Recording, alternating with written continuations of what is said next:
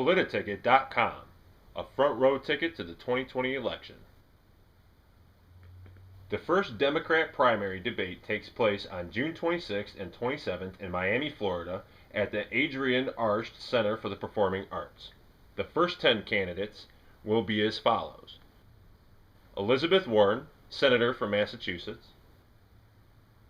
Senator Warren has offered 21 policy positions covering a vast array of issues. Each category has a semi-detailed plan, and she has been relatively consistent on her message and in her positions. The problem is that Senator Warren has so many policy prescriptions it may be difficult for voters to digest. She has also shown herself to be easily bothered at times, which may come into play in the debate if somebody can get under her skin. Former Maryland Representative John Delaney.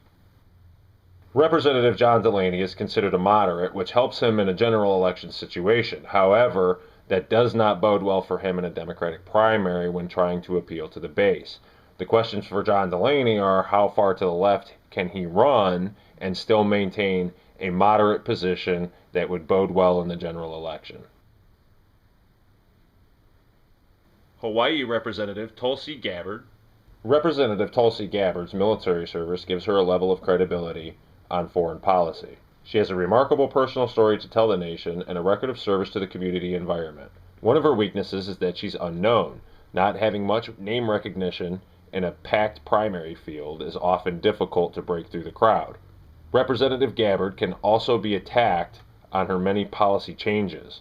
Over the years, she has a record of flip-flopping back and forth between LGBT issues, environmental issues, and a few other inconsistencies. Senator Cory Booker of New Jersey.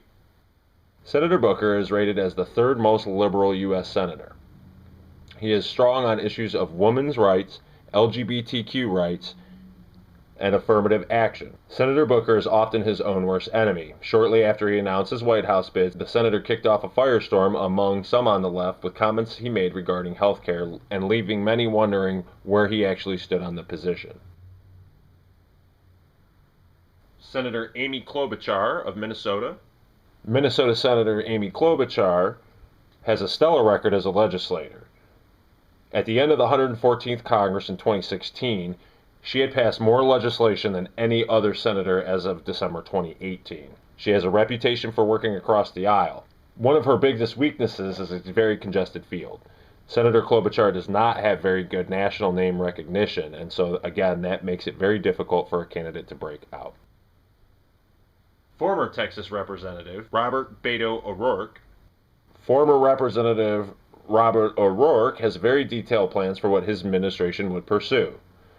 His website is very well laid out, and he has an array of issues in outline form which is easy for voters to follow and understand.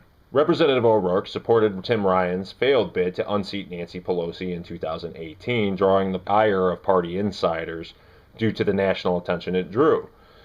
Representative O'Rourke has garnered quite a bit of national attention for his Senate run against Ted Cruz in 2018. Representative O'Rourke gained national attention in 2018 during his run for the U.S. Senate against incumbent Senator Ted Cruz.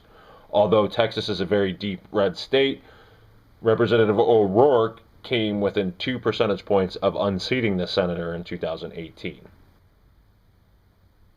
Ohio Representative Tim Ryan. Ohio Representative Tim Ryan has a very light record. He gained some national notoriety by challenging Nancy Pelosi for the Speaker of the House in 2018. His legislative record is awfully weak, though, and his list of accomplishments is barely any. Senator Ryan comes from a very tight swing state, therefore that may bode well for him in the sense of being a vice presidential candidate. New York City Mayor Bill de Blasio. New York City Mayor Bill de Blasio has been a strong advocate on a range of social policies over his career. Immediately upon announcing his candidacy, though, he was attacked by the New York media and is not very popular within his own state. More New Yorkers feel that Mayor de Blasio should not run for president than actually approve of the job he has done for mayor. Former HUD Secretary Julian Castro from Texas. Former HUD Secretary Julian Castro doesn't have much of a record to attack. He's a relatively unknown figure. This allows him the ability to adapt faster to political situations during a primary, but it may hurt him as he does not have a very high name recognition across the nation. Because of his lack of any voting record, progressive voters are wary as to what he may exactly stand for. And Washington Governor Jay Inslee. Washington Governor Jay Inslee has a track record of environmentalism and climate change initiatives. He authored a book in 2007 called Apollo's Fire, which stressed the need for the United States to become energy independent and remove itself from dependence on fossil fuels. His weaknesses are that he was ranked the fourth worst governor in the United States in January of 2019, with only a 32% approval rating and a 44% disapproval rating. Because of higher polling candidates also grabbing at the climate change issue, Governor Inslee could have a long road to break through.